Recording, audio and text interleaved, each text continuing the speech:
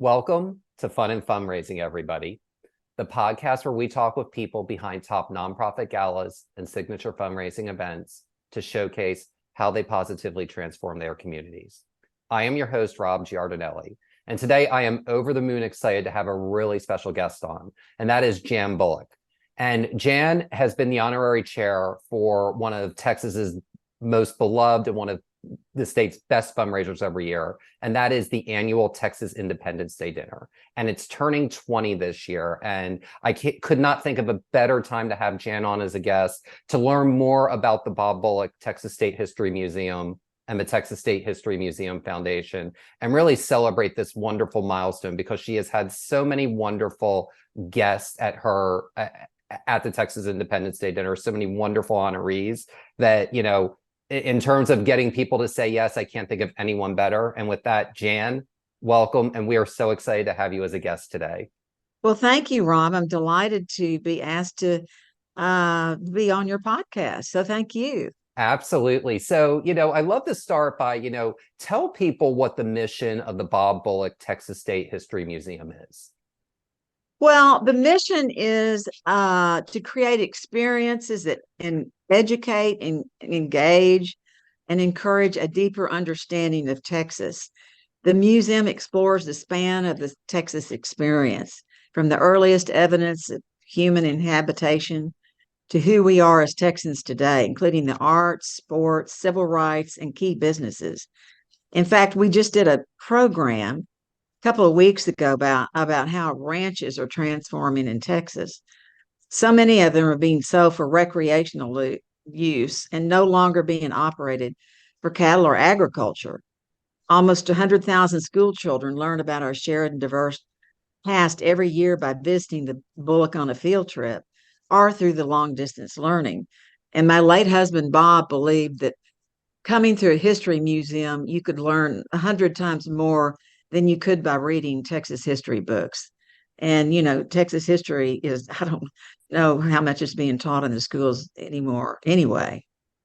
Yeah, and you are absolutely right with that. And one of my very favorite things to see at the Bullock is the shipwreck from I believe is it the early 18th century or the late 17th century? Like it's several hundred years. 1600s. It was a French, yeah. It was Yeah. a time of Louis the 14th. And good Lord, everyone I think knew that it was somewhere in the waters around Texas, and then it was discovered by Jim Bruseth and the Texas Historical Commission. And Bob was lieutenant governor at the time. And of course, George W. was governor, and then Pete Laney. And they were all pretty excited about it. And they found some state funds to put a cofferdam around it off Matagorda Bay and, get it all dry. In fact, Nell Delaney and Laura Bush and I went down there one day to see it. We took a little boat out there and we went down in it. It was just unbelievable. And the artifacts on it were, amazing. I think all of them are displayed in the museum, from a brass cannon to Indian trading bees. It was in preservation at Texas A&M for about 17 years. And so to bring it in the museum and have them put it back together was just, how many people get to experience that? So it's been a real draw. Absolutely. It really is one of the coolest things because and I grew up on the East Coast, so I don't think of things from the 16th and 17th century being this far west. And I got to tell you, I was really blown away the first time I saw it, and just goes to show, from the earliest of the country's origins, Texas has always been a part of that American history. Absolutely. And, LaSalle himself was quite a character. And of course, the Indians ended up killing him. But it's just, there's several books written on the LaBelle. And Jim Bruseth, of course, is our number one historian. And if anyone hasn't come to the museum to see it, they need to, because the museum was designed and the spaces were built so that it could hold the LaBelle. So it's down there in all of its glory, and just an incredible exhibit. I'm glad you brought that up. I'd love to hear a little bit about the origins of, not just, the Texas Independence Day dinner that we're here talking about, but also kind of how the museum, if you're, in honor of your late husband came to be, and kind of how it started and how it's become this, really it's a rite of passage for Texas education students. I remember one time, this was a few years ago, we did an interview with Miss Texas at the time, Madison Fuller, at the Bullock. And it made the kids' year, that were there, that were at the Bullock, when we came walking out with her and she had her sash and her crown on. It was Oh, really such a cool moment. But explain, how the origins of this museum came to be. well, I met my husband, I think it was like, oh gosh, 1997 or 1998.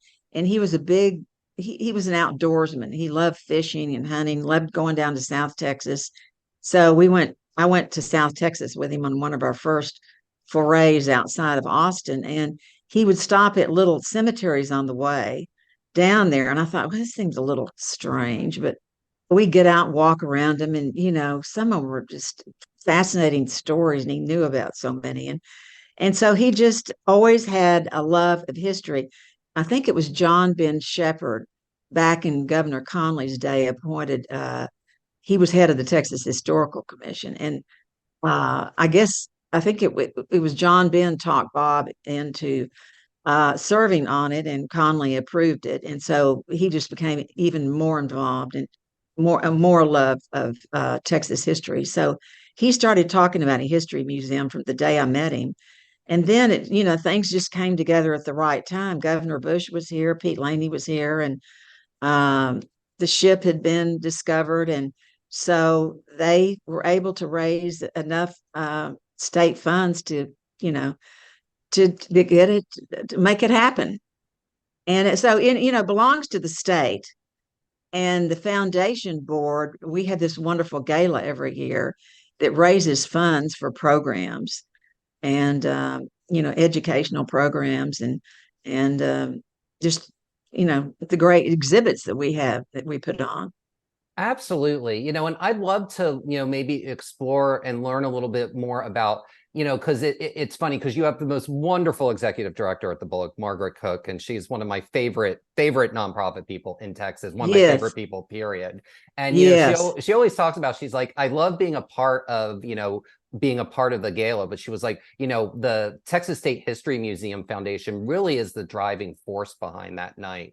So can you share a little bit about how the museum partners with the Texas State History Museum Foundation to create the marvelous Texas Independence Day dinner? Well, the foundation board does a lot. Crystal Alvarado is just our little shining star, and she kind of leads that effort. And she works, of course, with Margaret and then Jackie Schrod, who's the executive director of the foundation board and the fundraising arm, if you want to, go there, of the museum. And so everybody kind of works together, and we have a committee that looks at possible honorees. We have a list that we go over every year, and we've had some incredible people. I mean, both President Bushes, Laura Bush, Denton Cooley, James Baker, we Ross Perot, Dolph Briscoe, Bill Clements. The list goes on and on. Last year we had Admiral Bill McRaven, and for those out there that don't recall, he led the raid for capturing Osama bin Laden, and he has a great story. And Roger Staubach, our famous former Dallas Cowboys quarterback, and they were just I got to sit between them, and it's they're both pretty fascinating and have quite stories. Have their stories are wonderful, and we do these videos every year of each honoree, and it goes back to the beginning of their lives until today, and people love to see that. I mean, you're never going to learn these facts other any other place, I think, unless you read a book.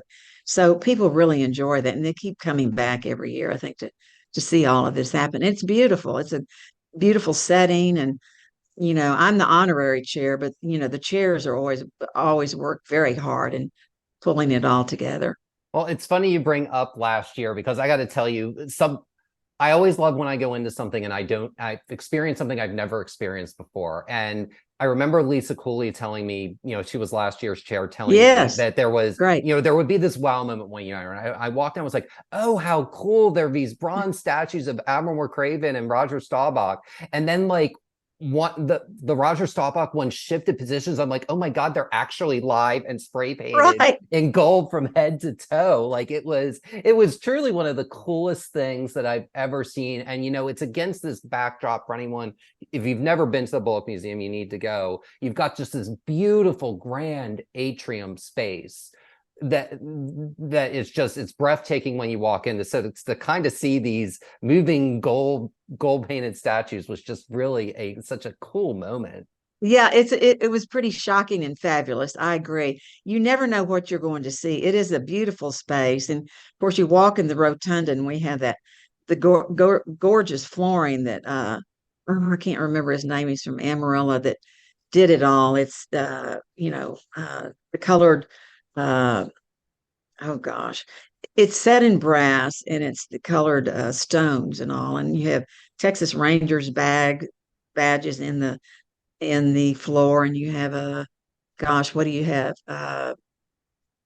All sorts of different artifacts, as well as an overall view of Texas history, like the astronauts and the Buffalo Soldiers, and so you walk in on that, and then you see all of the rest when you come in. And our 2 years ago, we honored uh, Lida Hunt Hill from Dallas, and she is a huge collector of geodes. So she brought all these beautiful white geodes, and there were candles stuck all in them. And she wanted in her blue and white pots, and she wanted a definite theme, and it was quite unique and beautiful.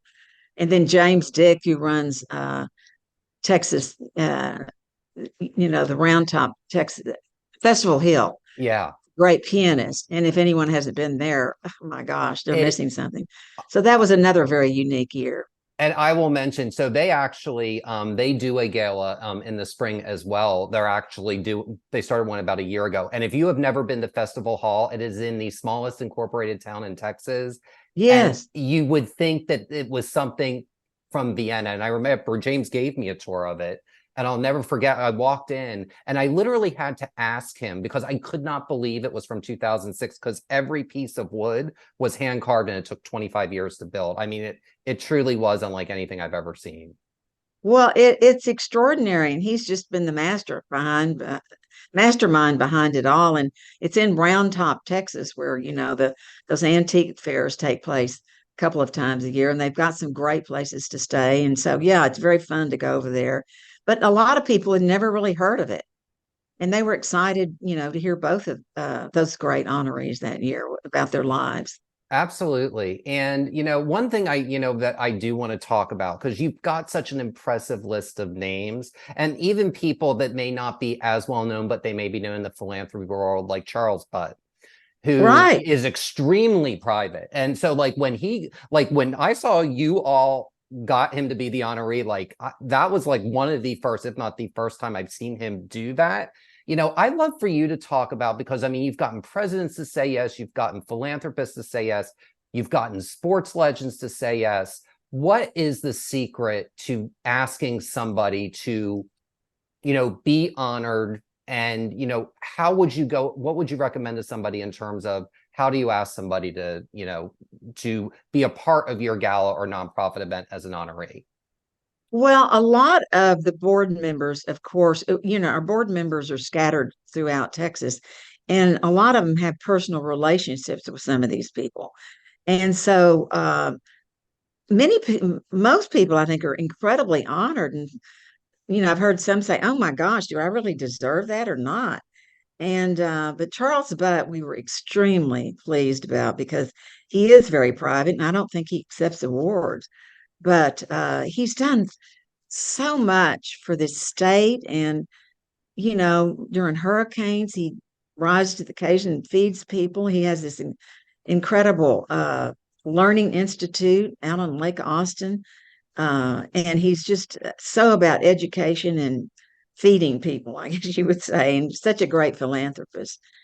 And so we were very pleased about that. The governors were, I think, very honored. Both President Bushes were very honored, and I think they all enjoy it. And um, I just think it's a no-brainer. They kind of are very honored to be asked. And the thing I love about the honorees, and you all do this every year, is your cocktail party. And one of my favorite photos I take every year is I always go up to the top because there's basically like a second floor mezzanine. And Yeah. I will always look over that, look down on, onto the base of the rotunda, and I will always take a picture from, the elevated point of view because it's so cool to see all the different, all the different types of folks that come in. But what you can also do at that, and it's, even someone who's really private like Charles Butt, because you're like, with certain honorees, I've been to plenty of events where people they come in at the last second, they sit down, and then they leave immediately. And Uh-huh. I've never been to a Texas Independence Day dinner where both honorees weren't there and present for cocktail hour to mingle with the guests. How do you think that helps donors feel more special, that they're really part of a really special night to get to do that? Well, yes, indeed. I don't think it's ever happened that someone didn't show up, actually. People have heard of Herb Kelleher, who started Southwest Airlines, of course. He was here one year, and he's just such a well, he passed away 2 or 3 years ago, but he is such a fascinating person, and people just want to meet him and shake his hand. Of course, Walter Cronkite and um, let's see, let me think. As I said, Ross Perot, we honored the King Ranch one year. You've had, Senator Kay Bailey Hutchison, of yeah, you've had course, Nolan golfers Ryan and and Earl Campbell. Who wouldn't want to meet them? that was a fun year. I remember that one. That was a really fun year to kind of have both of them and, have, a different genre. Cause I don't think people, that's what I always like about your honorees every year is you never know what you're going to expect. And, True. you may have, you know, you may have arts one year, you may have sports the next year, you may have history the next, you may have political figures the next, and it's always a big mix. And what I love is that you've got your devoted list of, devoted supporters that go to every one, but then they're each going to bring their own crowds, and that really makes the night so much more fun and special because there's always a different mix of chemistry every single year you go. Absolutely. Yeah, like Roger Staubach brought all of his kids, and so often they do that. It was very fun the year that Ben Crenshaw and Tom Kite were honored because they both grew up in Austin. Of course, I told them I used to kind of watch them at the Austin Country Club practicing. When I was 16, my girlfriends and I would go out and sunbathe, and they would be practicing near the old Austin Country Club, was out way on Riverside Drive. But yeah, it's just most people are very honored, and they're excited to be here, and we just have a wonderful time. I don't think there has ever been an event where people just didn't say it's just the best thing we go to. Absolutely. And, talk a little bit about, you had mentioned kind of the honoree process. Talk a Mhm. little bit about how you all go about selecting and the selection process to pick the two specific people that you pick each and every year. Mhm. Well, we have different committees on the foundation board, and everybody kind of signs up for different committees. And we have the honoree selection committee, and there are probably, I don't know, 10 or 12 of us. And we go over a list of names, and some of them have gotten a little bit, too old, or some are a little bit too young, or, we'd like to honor Matthew McConaughey some year, but he's been pretty tied up. So he's still maybe a little too young. And we try to balance it. We've had a lot of incredible honorees from Dallas. We'd like to have more from Houston. And, we asked one person this year and she wasn't able to do it, but hopefully we'll circle back around and ask her. So it's just kind of a vetting process, what did they do? How old are they? How important are they to the communities or to Texas? And, how outstanding are they? So that's kind of our criteria.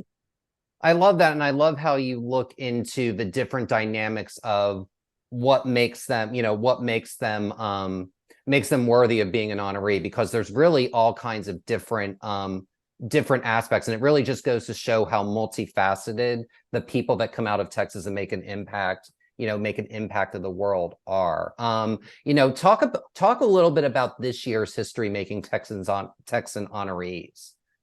Well, yeah, Alberto Gonzalez, of course, he was on the Supreme Court of Texas, and then he went to Washington with President George W. Bush and was Attorney General there. And he and his wife, Becky, I've known for a number of years. They're just really wonderful people. His parents were migrant workers.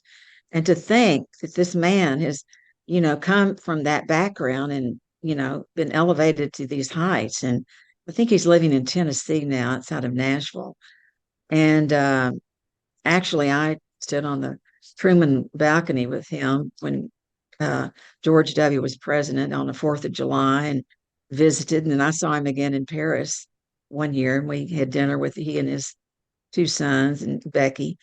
And then Kern Wildenthal, I've known for 25, 30 years. He just raised billions of dollars for UT Southwestern in Dallas. And Ross Perot was a big proponent of that medical entity. I know he used to tell Bob, you need to come up here and see doctors up here. I mean, they're the best Pulitzer Prize winners and Nobel Prize winners. And so Kern just helped raise billions of dollars, and they've done nothing but build one fabulous medical building after another of their brain institutes, the Bill Clements Hospital, and on and on and on. So it's a magnificent place, and we're really happy to honor Dr. Kern Wildenthal as well as Alberto.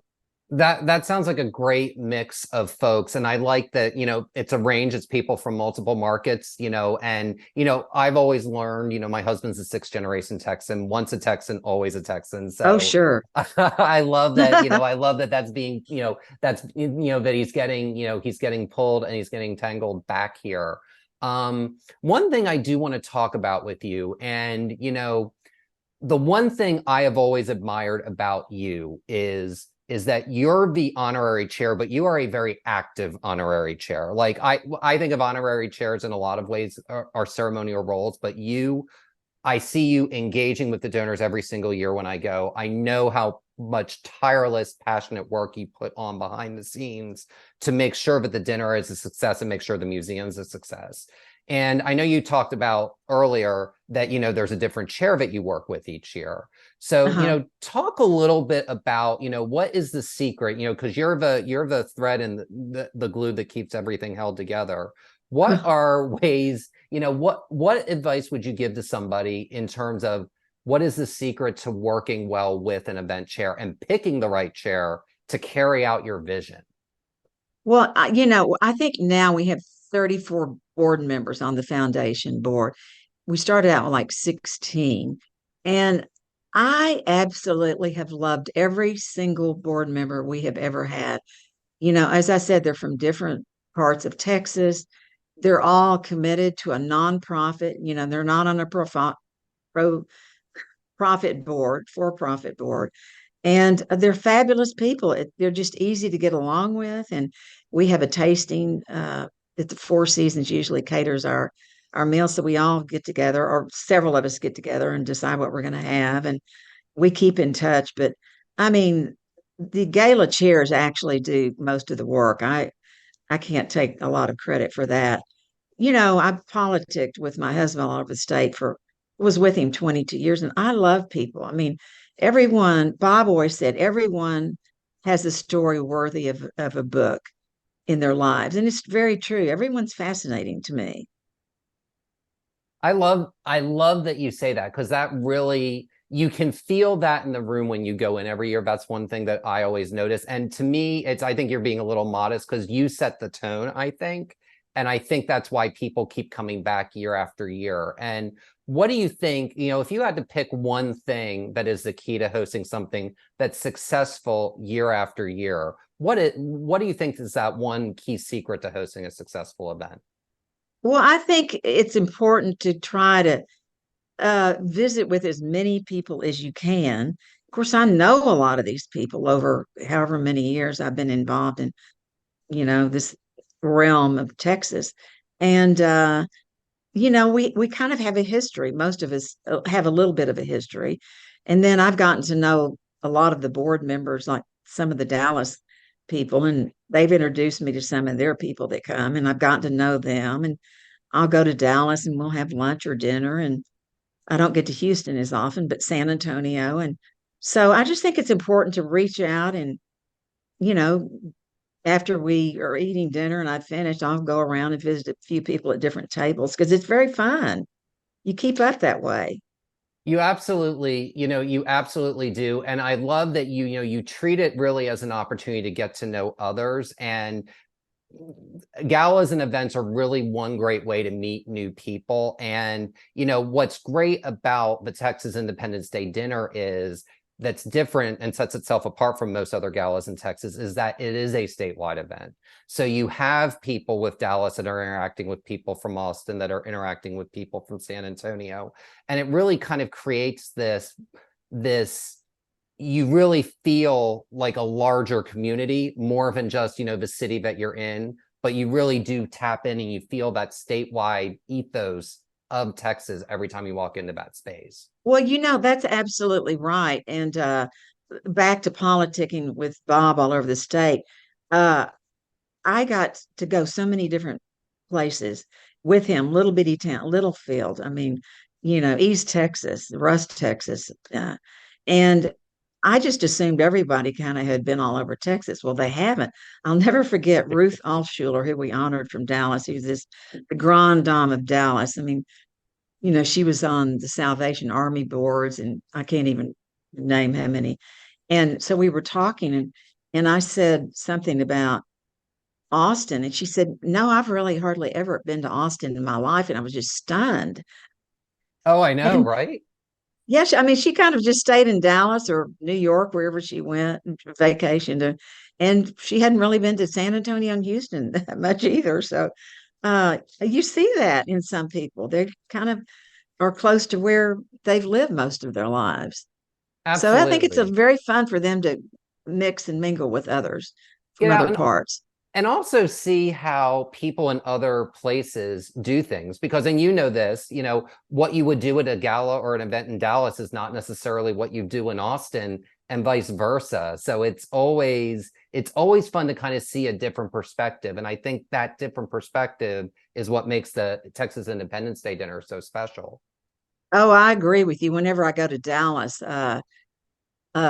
Louise Griffith and Debbie Rayner will ask me up for different events, and they take it to a whole another level of, sophistication and glamour and all that. So it's very fun to go see these other board members in other towns. Absolutely. So tell me, what is one thing you're really looking forward to for this 20th Texas Independence Day dinner? What are you most looking forward to for this year?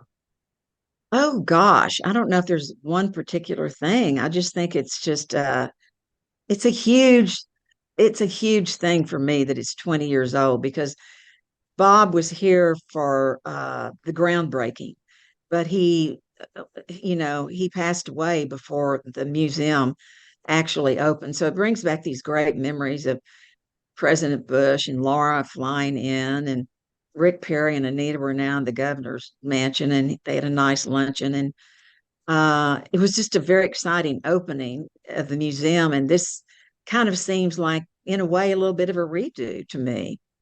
Almost like a reunion. A Yeah. reunion of sorts. I love that. And that's really kind of what it's all about when you've done something this well for this long, it's always good to kind of take those milestone years like this one, and do that. And I want to end with one question while we're on that subject. When you look back, what is one piece of advice you would give to yourself from 20, looking back now, when you were planning that very first dinner that honored George H.W. and Barbara Bush and Lady Bird Johnson to today, what is one piece of advice you would give yourself? Oh gosh, I don't know. I mean, maybe to have loosened up a little bit more. It was pretty awesome. I mean, it was pretty awesome. Well, it is and it was. And when you look back at the number of history-making Texans you all have had, I mean, it's really the list is so impressive of the people that say, yes to, what you do, what your organization is about. And I just love how you carry Bob's memory in the work that you do so passionately. You can just tell this means so much to you, and it means the world to me that you were able to take this time today. So thank you so much, Jan, for having us. Well, thank you, Robin. I want to say Julie Oles was the honorary chair for several of the beginning years. So she's always done a great job. She and I have been on the board since the very beginning. So I have to thank them and Dealey Herndon and Bonnie Campbell, she's curator of the Bayou Bend, and John Now. So there were a lot of people that in the beginning that, have still remained active and helpful. It's actually reminding me of something that Lisa Cooley said, and this is the perfect bookend of this conversation, said last year when we talked about last year's dinner. It takes a village. And Yes. you listing those folks, that's immediately where my brain went. So, I really appreciate the work that you and Julie and all the other folks do from around the state to really make this such a magical experience and a magical night. Well, thank you, Rob. It's been delightful visiting with you, and I hope some people have learned some things about the museum and that they'll come see us. Absolutely. And the 20th annual Texas Independence Day dinner, benefiting the Texas State History Museum Foundation and the Bob Bullock Texas State History Museum, will be held on February 29th, 2024 at the Bob Bullock Texas State History Museum in Austin, Texas. For more information, please visit tshmf.org. And that will do it for this episode of Fun and Fundraising. I'm your host, Rob Giardinelli, reminding you to keep it fun, keep it interesting, and your guests will have a great time. Have a great day, everyone, and take care.